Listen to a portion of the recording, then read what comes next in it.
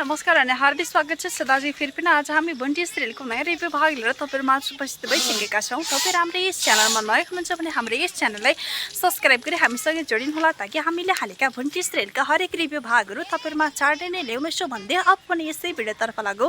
दर्शक साथीहरु अघिल्लो एपिसोड हेरे अनुसार पनि आखिर भने को आएका हुन्छन् हाम्रो भूपेन्द्रले चलाएको गाडीमाथि ठोकिनलाई र ठक्कर खानलाई। यदि ती केही वस्तु केही व्यक्ति हुनु भने अब भने त्यो व्यक्तिलाई ठक्कर लागेको छ, जसमा चाहिँ यता ठुल्दाइले त भन्नुभएको छ कि जाऊ तिनैजना गएर सासु आमालाई भेटेर आओ र उहाँसँग चाहिँ केही समय चाहिँ बसेर आओ भनेर चाहिँ यता ठुल्दाइले भन्नुभएको थियो। जसमा चाहिँ यता बुढाबुढी चाहिँ कुरा गरेर आइरहेका थिए। जसमा चाहिँ यता भूपेन्द्रले भनेका थिए कि भन्टी तिमी अगाडि मसँग बस्न आऊ भनेर भन्दाखेरि यता भन्टीले भनेको थिइन् कि आउँदिनँ मलाई यही कम्फर्टेबल छ र मलाई यही सजिलो छ भनेर भनेका थिइन्। जसमा चाहिँ साथीले यता भूपेन्द्रलाई भनेको थिइन् कि हाम्रो भन्टीले राम्रोसँग गाडी चलाउनुहोस्, यसरी स्पिडमा गाडी चलाउनु होइन, राम्रोसँग बिस्तारै गाडी चलाउनुहोस् र कतै कोही व्यक्ति आएको र ठक्कर खायो भने झन् समस्यामा पर्न सकिन्छ र झन् हामी चाहिँ मान्छे भेट्न जान लागेका छौँ, झन् हामीलाई चाहिँ समस्याहरू चाहिँ आउन सक्छ, यसै कारणले बिस्तारै गाडी हाँक्नुहोस् भने चाहिँ भनेको थिइन्। तर पनि साथीहरू कुरा गर्दा गर्दै चाहिँ उनीहरूको गाडी चाहिँ स्पिडमा चाहिँ हाँकिरहेका थिए। तर भने साथीहरू अब चाहिँ उनीहरूले कुनै व्यक्तिलाई ठक्कर दिएर ऊ व्यक्ति ढलेको हो कि यानि कि केही चिजमा ठक्कर खाएर उनीहरू त्यसरी रोकिन परेको कि अब पनि के भएको हो त साथीहरू। जसमा चाहिँ आज एपिसोडमा भने हामी चाहिँ प्रत्यक्ष रूपमा देख्न सक्छौँ कि ताकि यता भूपेन्द्र र भुन्टी चढेको गाडीमा चाहिँ आखिर को हुन्छन् ती व्यक्ति ठक्कर खान लागेका। जसमा चाहिँ उनीहरू त आफ्नो सासु आमालाई र जन्मदिने आमालाई भेट्न आएका थिए। अस्पतालमा बिरामी अवस्थामा थलिएर बसेको अवस्थामा हुनुहुन्छ, त्यस्तो अवस्थामा उनीहरू चाहिँ भेट्न आएका थिए। तर पनि साथीहरू उनीहरू चढेको गाडीले चाहिँ ठक्कर दिएको छ कुनै व्यक्तिले। कतै ती व्यक्ति हाम्रै पापिनी बालकुमार त होइन, ताकि उनलाई त आफ्नो श्रीमानले घरमा पनि राख्न चाहनु भएको छैन र उनले त्यस्तै अशब्द र अव्यवहारपूर्ण व्यवहार गरेको कारणले र अनेकौँ दोषहरू लागेको कारणले उनको श्रीमानले त उनलाई त अब त पापिनीलाई मैले मार्छु र तँलाई मैले मेरो घरबाट निकालिदिन्छु भनेर चाहिँ भनेका थिए। तर साथीहरू उनले त आफ्नै बुहारीलाई घरबाट निकालिदिन्छु भनेर भनेको थिइन्। तर कतै यता हाम्रो बालकुमार त होइन आफ्नो श्रीमानको पिटाइबाट बस्न लागि उनी कतै सहर त आएकी हुन्। जसमा चाहिँ उनले त आफ्नो छोरा बुहारीको सम्बन्धलाई राम्रो होस् भन्ने नै उनले चाहेकै छैन। जसमा चाहिँ आफ्नो छोराको जिन्दगीबाट हाम्रो भुन्टीलाई निकालिदिने उनको सोचमा त्यो रहेको छ र उनी त्यही सोचमा डुबेकी छिन् र उनी त्यो डुब्दा डुब्दै उनको स्वास्थ्यमा पनि केही सुधार हुने आएको छैन। र साथीहरू अब भने हेर्नुहोस् त के भएको हो। जसमा चाहिँ उनको आमा त बिरामी अवस्थामा थलेर बसिनु भएको छ। जसमा चाहिँ त्यो अवस्थामा आफ्नो छोराछोरीले सम्झिरहनु भएको छ र कतिखेर आउँछन् मेरा छोराछोरी भन्दै यता भुन्टीको बुवा आमा त त्यसै हाम्रो भुन्टी र टोकलेलाई चाहिँ सम्झेर बसिरहेका छन्। जसमा चाहिँ यस्तो अवस्थामा चाहिँ टोकले चाहिँ आफ्नो आमालाई बिरामी आमालाई नभेटिकन उनी आफ्नो बहिनीको घरमा चाहिँ कामको सिलसिलामा चाहिँ आएका थिए र आफ्नो घरसल्लाह राम्ररी दिएर आफ्नो बिरामी आमालाई पनि नभेटिकन उनी चाहिँ आफ्नो बहिनीको घरमा आएका थिए। र अब ज्वाइँसँग केही कुराहरू चाहिँ राखेर अब चाहिँ मैले चाहिँ ज्वाइँको अफिसमा काम गर्नुपर्छ र यता ज्वाइँले पनि पहिला पनि भनेका थिए कि हाम्रो भूपेन्द्र हुन्छ तपाईँको पढाइ अनुसारको मैले चाहिँ तपाईँलाई चाहिँ रोजगारी दिन्छु, जागिर दिन्छु, मेरो अफिसमा दिन्छु, तपाईँ टाढा जानु पर्दैन, तपाईँलाई केही समस्या भयो भने तपाईँ हत्ता नपत्ता मसँग आउनुहोस् र मैले नै जागिर दिलाइदिन्छु भनेर साथीहरू त्यो बेलामा यता हाम्रो भूपेन्द्रले आफ्नो जेठान दाइले त भनेका थिए। र त्यही कुरालाई स्मरण गर्दै अब पनि यता टोकले पनि आफ्नै ज्वाइँको अफिसमा जागिर खानको लागि आएका थिए। र साथीहरू जागिर खान आउने अवस्थामा र जब चाहिँ उनी चाहिँ पहिला पनि आएका थिए त्यो बेलामा चाहिँ उनी आफ्नो ज्वाइँसँग त भेट्न पाएनन्। तर पनि उनी बहिनीसँग राम्रोसँग गफ गरेर आएका थिए। तर साथीहरू अब दोस्रोचोटि आफ्नो बहिनी ज्वाइँको घरमा आउँदाखेरि जब चाहिँ उनले आफ्नो बहिनीलाई चाहिँ त्यो कैद अवस्थामा बाँधेर राखिएको अवस्थामा चाहिँ उनले चाहिँ आफ्नो बहिनीलाई चाहिँ देख्छन् र त्यो अवस्थामा जुन चाहिँ यो गल्ती गर्ने चाहिँ हाम्रै भूमिका रहेकी हुन्छन्। जसमा चाहिँ अब नै टोकलेको हातबाट हाम्रो भूमिकाले राम्रोसँग एक झडप खाएको हुन्छन्।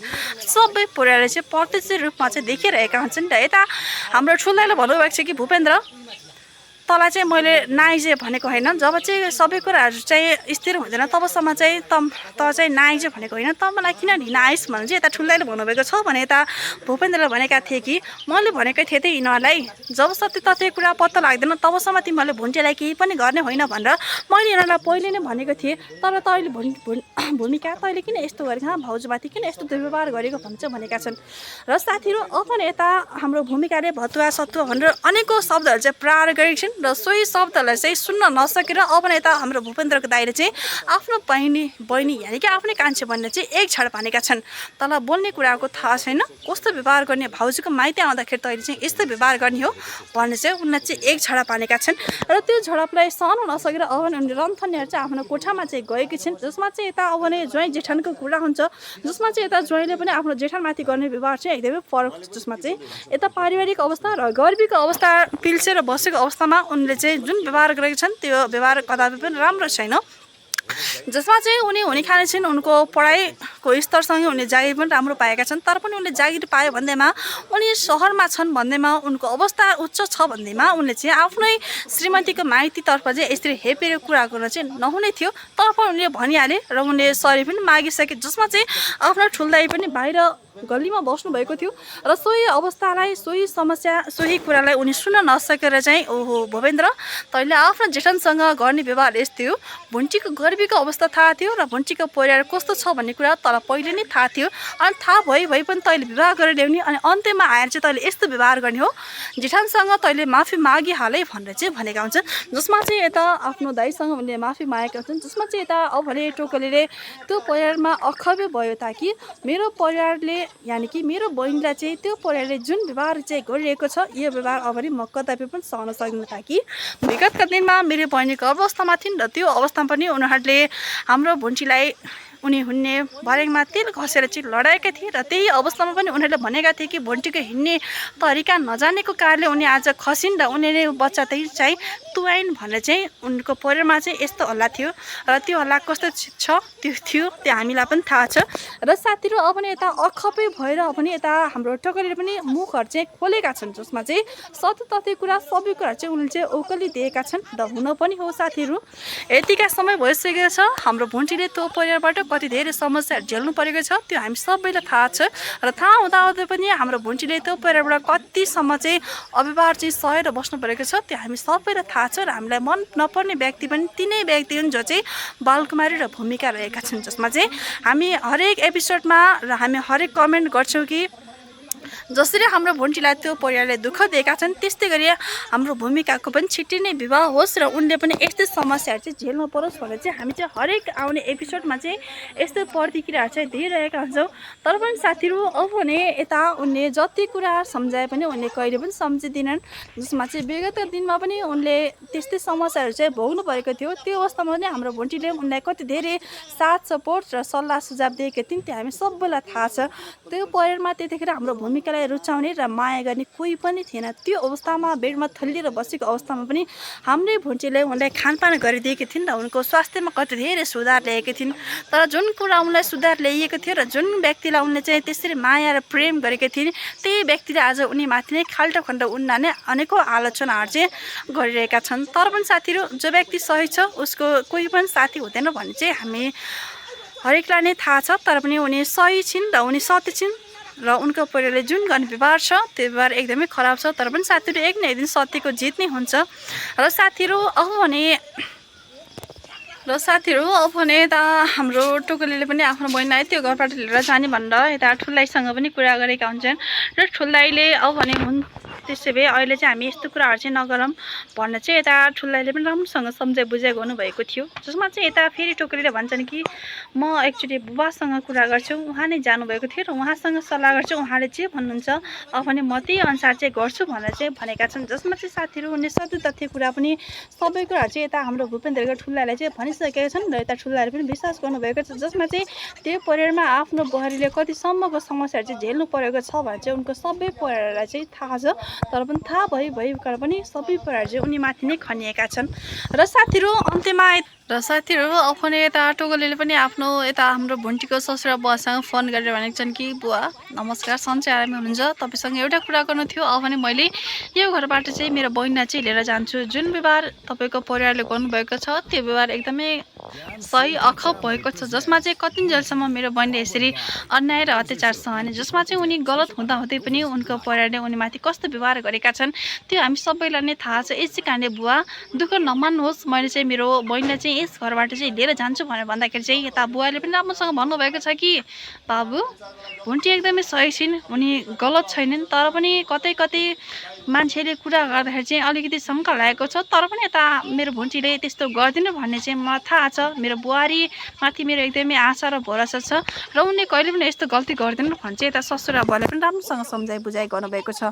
र अन्त्यमा साथीहरू हेर्नुहोस् त यता के भएको छ, जसमा चाहिँ यता अब नै बालकुमारले आफ्नै श्रीमान र आफ्नै बुहारीमाथि पनि उनले शङ्का गर्न लागिसकेकी छिन्, जसमा चाहिँ ओहो यो अब नै आफ्नै बुहारीसँग सल्केछ, अब भने यसले आफ्नो छोरा र बुहारीको सम्बन्धलाई चाहिँ यसले चाहिँ बिगारेर अब भने बुहारीलाई चाहिँ आफैसँग राख्ने चाहिँ यसले सहमति गरेछ। ओहो यस्तो सम्बन्ध गाँच्न लाग्यो भने चाहिँ जब चाहिँ यता भुन्टीको दाई र यता ससुरा बुवा बोल्नुभएको थियो त्यो अवस्थामा चाहिँ उनले यति धेरै दोष र लालचना लागेकी छिन्। र जसमा चाहिँ साथीहरू अब पनि यता भूपेन्द्रको बुवाले पनि फोन राख्नु भएको छ र बाबु पछि कुरा गरौँला है यसको बारेमा, अब भने एकछिन म यसलाई सबक सिकाउँछु भनेर अब पनि उनले आफ्नो श्रीमतीलाई कुटपिट गर्न लागेका छन्। र अब भने यता हाम्रो बालकुमारले चाहिँ ओहो अब म मर्ने भए र अब भने म बाँच्नुपर्छ भनेर चाहिँ उनी चाहिँ हत्ता नपत्ता कोठामा गएर चाहिँ उनले चुक्कल लाएर बसिन्। अब भने यता भूपेन्द्रको बुवाले भन्नुभएको छ कि ए पापिनी ढोका खोल, किन ढोका बन्द गरेकी छिस्, बाहिर आइज भनेर भन्दाखेरि चाहिँ उनले त्यो ढोका चाहिँ चुक्कल चाहिँ खोलेका छैनन्, जसमा चाहिँ अब उनलाई थाहा भइसक्यो अब चाहिँ मेरो बुढा रिसायो र अब बुढाले चाहिँ मलाई मार्ने भयो भने चाहिँ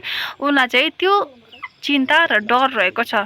उनी त्यसरी डराउँछन् भने उनी बोल्न चाहिँ किन डराउँदैनन् साथीहरू, उनी मर्न चाहिँ डराउँछन्, तर पनि बुहारीले कतिसम्म दोषहरू लगाउँछन्, तर त्यो कुरामा उनलाई किन डर लाग्दैन साथीहरू।